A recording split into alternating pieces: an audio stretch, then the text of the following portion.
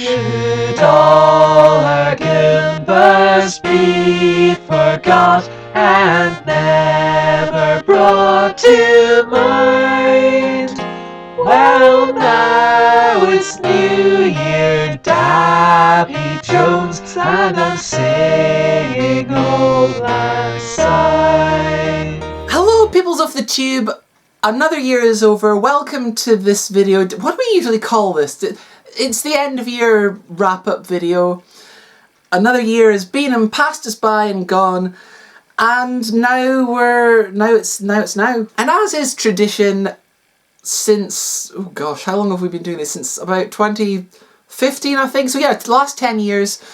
At the end of the year, I like to just muse about what the year has seen happen, what's been up with me, what's been up in the world, which is a shame because this year it has been foul. This hasn't been a good one at all. But I guess let's get into that, shall we? We'll start with the more light-hearted stuff because I don't have the energy to go in too heavy with. So this year, in television, Doctor Who. To be honest, I was pretty good until it kind of fumbled the ending, and then it really fumbled the ending, and now it feels like the ending has been like perma-fumbled. I guess we'll see next Christmas. Then we had the War Between the Land and the Sea, the Doctor Who spin-off, that's just happened, which some people really enjoyed, some people didn't enjoy. But I think universally everyone was like, that ending, what? My feeling on the ending was, what? Yeah, the Russell T Davies, his era of Doctor Who and sort of the Doctor Who universe in general, the vibe that he seems to be going with is don't stick the landing. That's a very important step. Don't stick the landing. We didn't get a Christmas special this year. I rewatched on Christmas Day the Christmas Invasion because that was 20 years old, not 25 years old. We're not quite at that point yet. 20 years old, the Christmas Invasion, and yeah, that was quite good. That one holds up quite well. What else has been on television this year? I don't know, stuff probably. Since I can't really think of anything. I mean, I've mostly been watching reruns of 1980s Brookside. Mallory Towers. It just aired its last series. I've been watching that because I read the books last year. That's a sort of, I've been watching a lot of just odds and ends like that.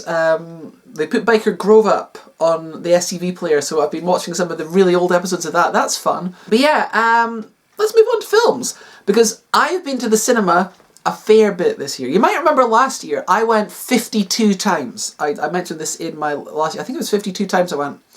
Average of once a week. I didn't go once every week. Some weeks I went more than once, some weeks I didn't go. But average of once a week, I went 52 times. And I remember thinking then, well, there's no way I'm going to be able to do that again. That was unusual. Like, that was a conscious effort to really go as much as I could. Next year, I'm probably not.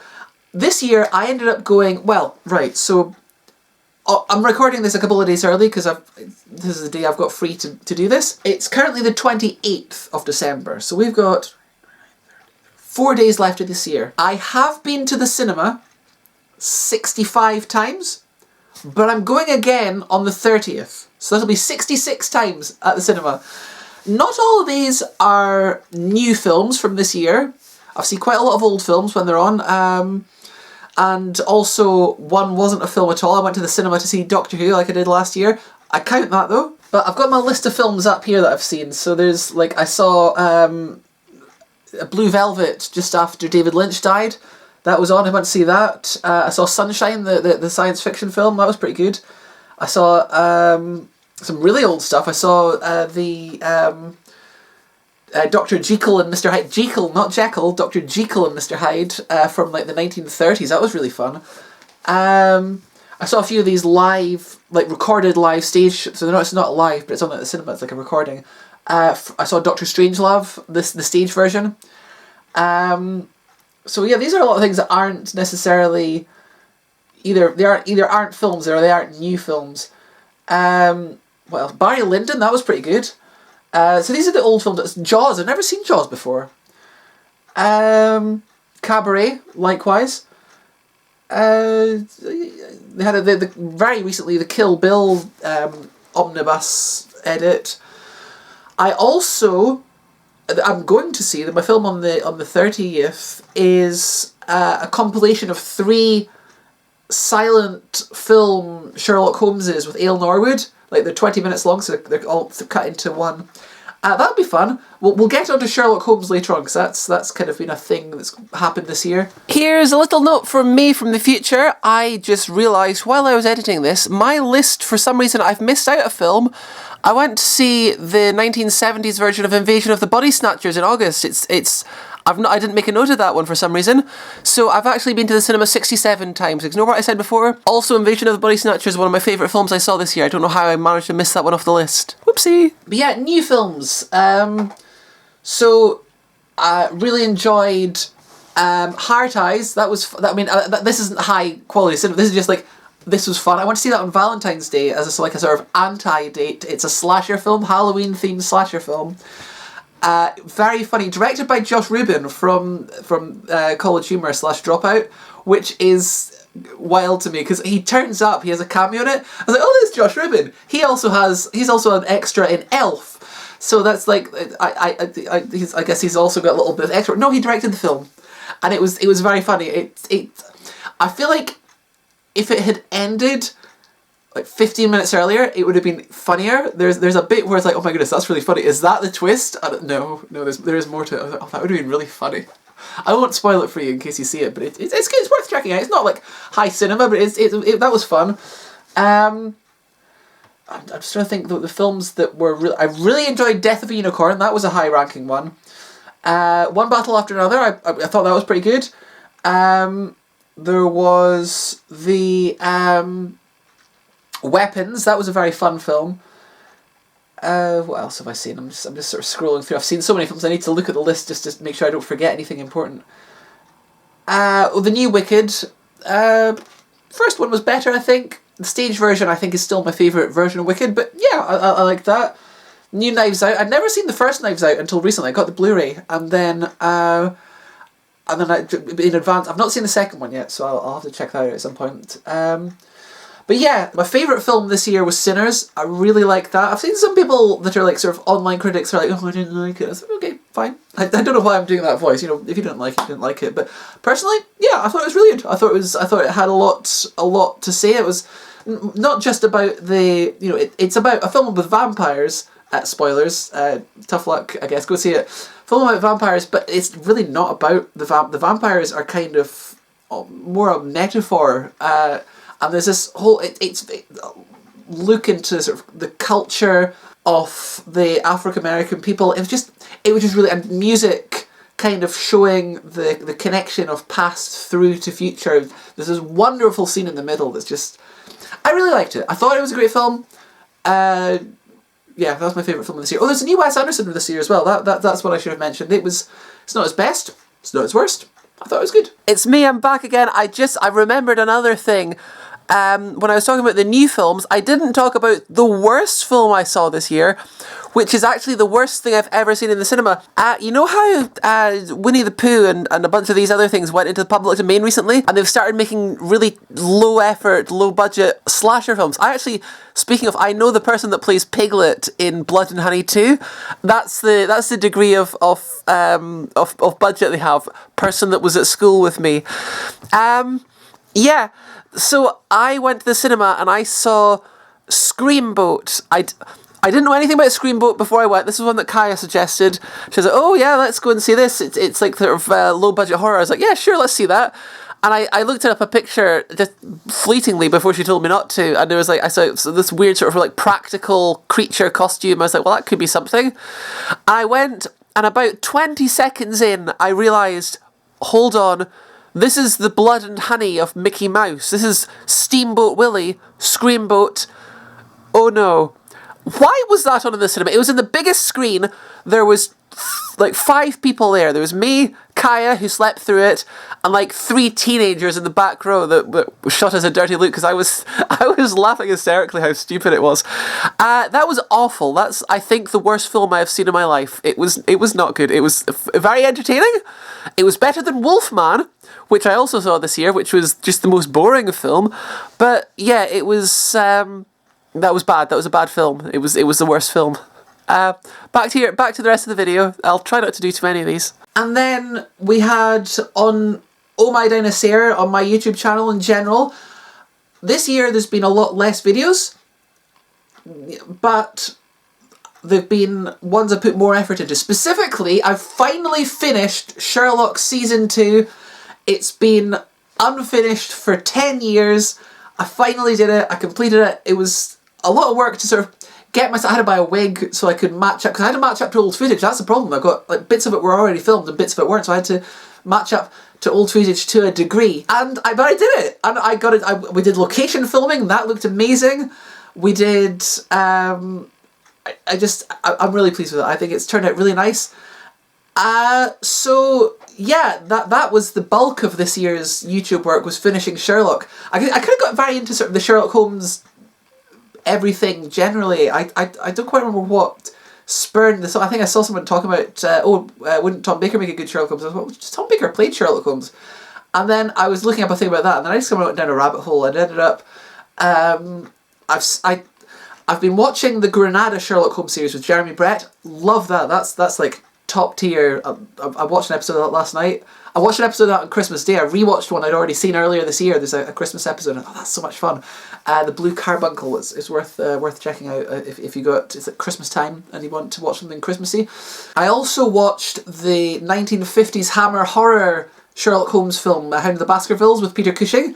Loved that. That was great. And so yeah, I think that was partly what I think sort of spurred me on to finish Sherlock Season 2. And now that I've done that, I'm like, I kind of want to do more. I feel like I'd like to do more that isn't tethered by old footage. So I do plan to make a Season 3. Next May, it's the 10th anniversary of the start of Season 1. So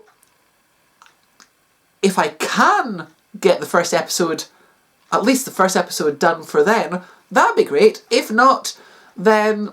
And I've got a lot of other things coming up, so maybe I won't. But if I can try and get Season 2 to at least start in 2026, it's the 10th anniversary year, that would be lovely. That's my aim. We're going to have a lot of things. I've been slipping little clues into Season 2 so that we can have a bit of a change of status, because playing John Watson as a male character, I feel like that's yesterday's news. So yeah, we're going to have a bit of a shift. We're going to have Watson is not going to be John Watson. We had little clues. I was able to pepper those in to the newer footage that I filmed. It wasn't in the original script. Little bits and pieces just to set that up.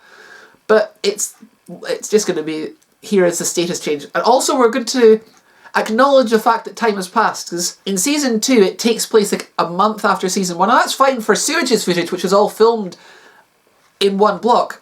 Fine, but you know, I'm filming mine at intervals of like 10 years, so and filming the new stuff, Sewage now looks much, much older, no offence, but you know, and I also look like a different person.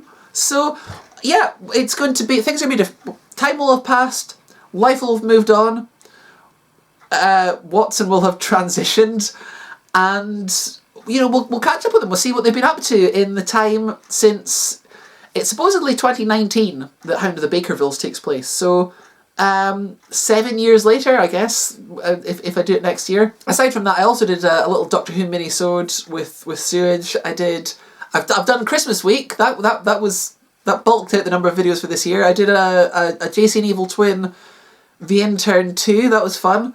I did another Cooking with Deborah. Those are always fun. For some reason, the first video I put up this year, which was just this little play on the fact that people in some parts of the country have two ah sounds, but in my accent there's just one.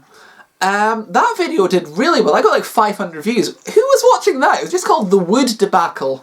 I don't know. But that one did really well. I think that's about... Oh, no, I did a Doctor Who figure review. Those kind of petered out. I don't get sent stuff anymore, so I could still make reviews. The problem is, like, I'm getting things ages after they've been released because I've got to save up and buy them. So I've by the time I've got the figures, I feel like people aren't really that interested in what I've got to say on them. So I've not been making But yeah, I did a review on the John Pertwee figure set at the start of the year. That did quite well. And to end the sort of media side of 2025, music this year, I feel like I didn't really have as much that really gripped me this year. Last year there was loads of stuff. I was, oh, this is great. Loads of music I'm really enjoying. This year, not so much, which is strange because Last Dinner Party released a new album. It's alright. It didn't really have anything. The first album was amazing. The second album kind of feels like they're kind of treading water a bit more.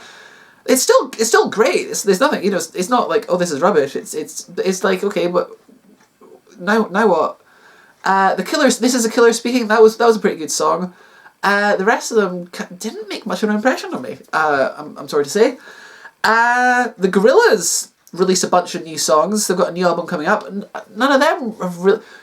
It's possible that if I listen to them more, then they will. You know, sometimes songs take a while, but as of time of recording, none of those have really particularly stuck with me. I quite enjoyed towards the start of the year. There's a song by FK Twigs called Eusexia from the album the same name. That was a good song. Usually at this point, or well, last year I played my top 5 songs. I don't have a top 5 songs this year. That's spoilers. And some of the songs that are kind of my top ones, like I think This Is a Killer Speaking is probably in there because that was quite good.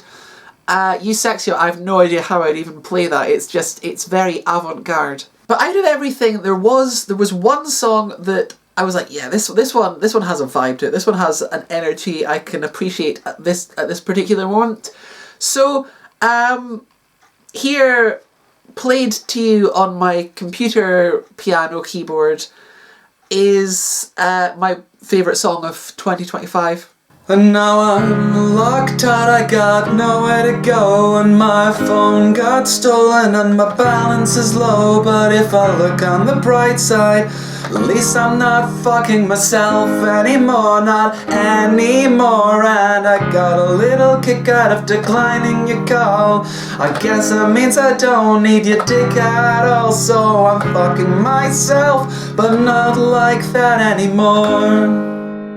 I don't know if you remember, in 2023, I was covering my top 5 songs, and my second favourite song of the year had a little sweary in it, and I was like, oh, I won't sing that one because, yeah, I feel like this is a very different energy of a year. We're singing the sweary. So yeah, 2025. I don't want to talk too much about because it's kind of depressing, and I feel like there's enough people that have a better way of talking about these things without me chiming in that much. But right now in the UK, it's not a good time to be, I mean, to be honest, not just in the UK, I think people in America are having the same issue, and in many places, being a trans person is not something that is very fun right now. We've got just endless, people seem to really hate us. Why? What have we done? It's quite unpleasant. It's quite depressing.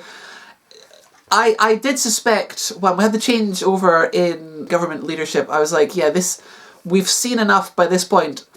Things were getting bad. They're not going to stop getting bad. It's just going to be more of the same. And it's just been more of the same. It's just legislation. Let's just push you out of public life. Let's squeeze you out of every facet just to make it. So we don't want you to exist publicly. We can't, at the moment, stop you from existing at all. But who knows? But right now we can't. But we can certainly push you out of public life so we don't have to see you. That's kind of the vibe I'm getting. And it's really disheartening that you have people who are exceedingly wealthy that spend all of their money and all of their creative efforts into pushing down an already marginalised group. And yet these same people, and maybe from context it might be obvious who I'm talking about, these same people then have hordes of adoring fans throwing their money at any piece of tat that has this person's intellectual property branding on it, and making every single celebrity lining up to be in an adaptation of this person's work. And it's like, okay, I guess these people just don't care about us. At the end of the day, it's, you know, it's easier for people to just not care than to find something else to be interested in. And it's just a bit depressing, really. It kind of reminds us, yeah, no, they just don't care about us. They don't. We're. And it's you know, you see these patterns over and over. It's not necessarily people that themselves hate us, although there definitely are people that fall into that category. But large swathes of people that they just don't care enough that they would make even a sort of token effort to be like, yeah, let's just distance ourselves from the people that are making life difficult for other people. No, it's just you know, let's just oh gosh, I liked this book when I was 6. Let's make that my whole identity for the rest of my life. I will give this person money to spend on anti-trans legislation. Great, thanks, nice. So that's heavy to begin with. The whole year's kind of been that vibe. So beyond that, in my own sort of personal life, this year kind of got off to a weird start. So I haven't brought this up directly in a video. I've had sort of references to it before. So New Year's Day this year, I had one of my parents die. Before you offer your condolences, don't worry. I have, you know, I've had 2 parents, one of whom is they've always been a very supportive person in my life, and she is still alive. So that's, you know, that's the main sort of takeaway from this. But the other one is currently not, and it was a really weird sort of thing for me to try and process through, because in an ideal world I could have just been sad about that, and that would have been easy enough. But the thing is, this is someone who throughout my life just gave me the impression that I just wasn't enough.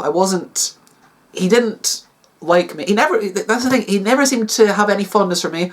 Obviously, you know, post-transition, I was just pretty much cut out of his life, and I've said this before, conditional affection is not affection at all. So I don't think there was ever anything beyond the sort of mandatory, I am this person's parent, I will exist within their sphere.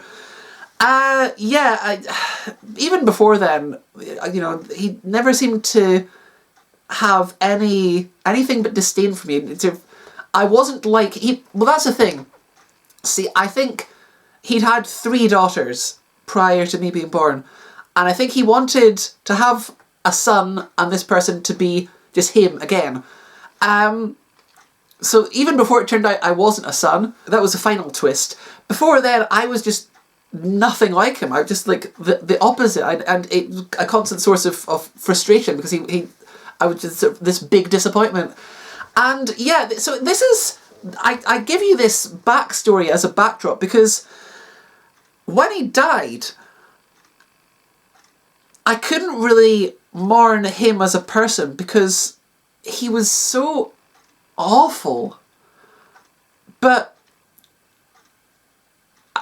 it was still sad, because I kind of found myself mourning what he should have been. That I had the entire experience of this parent. You know, this is 50% of my parents. I've had the entirety of that 50%, and it was nothing. It should have, he should have been so much more, and he wasn't. And now there is 0 opportunity to be that. This is what I have. This is my life memory of that person. And that kind of sucks. And that really was an awkward and weird space to find myself in. Let me remind you, this happened on New Year's Day. So we started off the year with that. And that kind of took a bit to work my way through. And then by the time I was kind of getting through that, we had all this anti-trans legislation starting to creep in, and I was like, well, okay, so this is just the whole year. This is just going to suck. I also had the tail end of last year. I didn't mention this in last year's New Year's video because I thought, I'm going to be respectful to this person, and we've had kind of a weird, tumultuous interaction. I'm just not going to bring this person up. There's a person who last year I had quite a lot of interactions with. Sort of socially, it was my perception of it at the time, who unexpectedly throughout the surprise reveal that no, they were interested in a romantic, and I was like, no, that's not for you. This is not how I envisage our connection. I don't have these feelings towards you. This isn't, no. And it kind of was a bit awkward after that, because I guess I've never had that happen to me before. I will say this was all kind of a new one on me, and this was at the same time as I had the Sam thing going on, so this was this little love triangle sort of thing, and it was just a bit but yeah. And then I didn't hear from this person much, and then I was like, well, I don't want to make this person feel like they've done something wrong necessarily. Hopefully they're not going to take rejection so I tried to still be as cordial as possible, and then this person did something really weird and creepy. And I was like, well, that was weird and creepy. And so I think it's reasonable if someone does something weird and creepy. You might talk to your friend, like a close friend, about it. You might tell them this happened. I think that's quite a reasonable thing to do. Apparently not. Apparently this was a massive betrayal and stab. I got this insane message on New Year's Eve about just all of this. And I was like, well, this is... Not only did I get this, but I was like, I don't want to talk about this. This is just like, just leave me alone. I've got enough other things to think about right now. And so the response to this was to then take that message and the reply to it and paste it into a group chat with people who have nothing to do with any of this. Like an absolute lunatic. If you're watching this, never talk to me again, please. That's the message I'm putting. I don't know if this person... I feel like this person did watch last year's video. I don't know if they're still watching it. I hope not. Just leave me alone forever.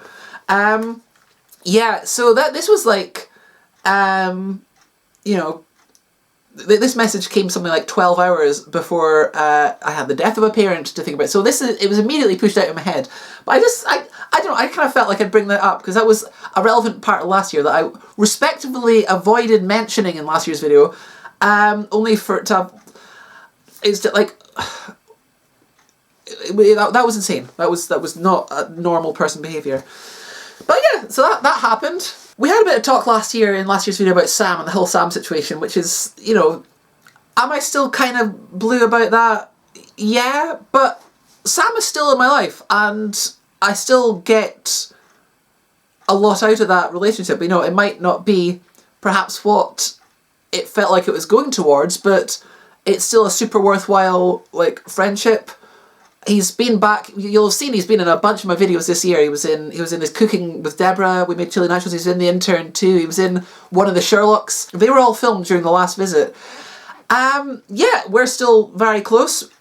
Just not like that. But the thing is, there isn't less affection. It's just the direction is slightly different, and that's I have friends that I am similarly close to, and, I have a great amount of affection for them, but it's in a very platonic direction, and that's, I think that's quite, I'm able to largely try and shift. I don't think I necessarily need to feel less towards a person in order to feel a different way towards, if that makes sense. Well, yeah, a very sort of comforting person to have around.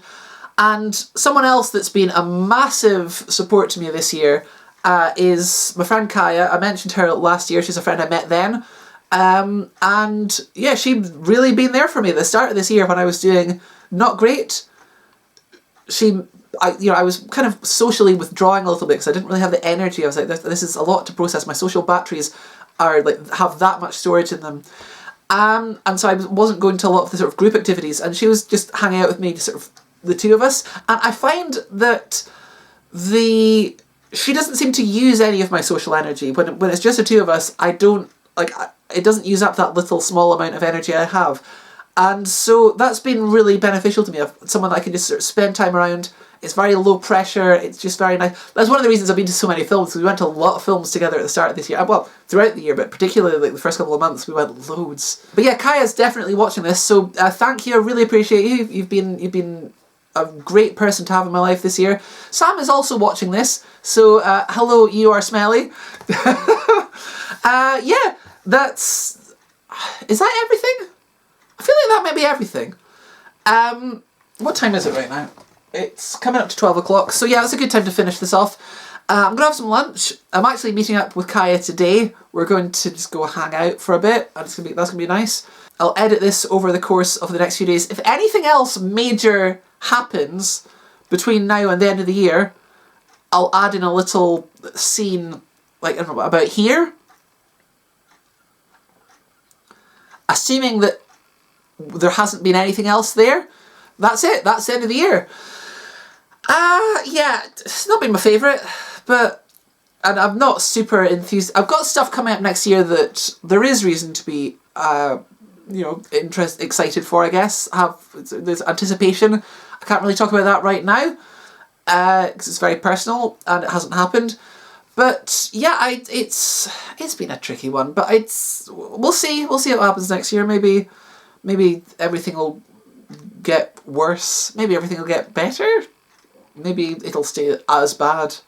I don't know. Either way, if we make it to the next one, we'll sum it up at the end of 2026. That's about all I've got to say, really. Thank you for tuning in. If you tuned in at any point this year, thank you for tuning in to the videos. Unless you're that one person I said to leave me alone, in which case you don't need to watch my videos. Don't bother. Yeah, that's about it. Thank you for watching, and have a nice year. Maybe? Bye. The frost, it looks like dust settled on the world after everyone's long been gone. But me, I was hiding or forgotten, the only one left. Now the world is mine alone, with no one to share the memory of frost out the window this morning after you're gone, and the house is mine alone.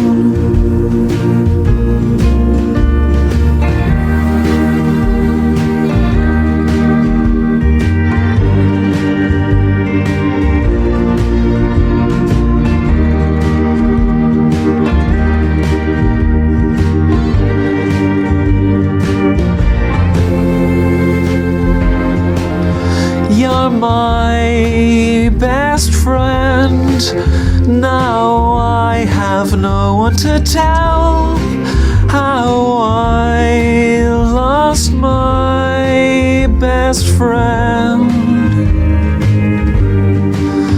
The frost, it looks like we've been left in the attic, but you're not here to see.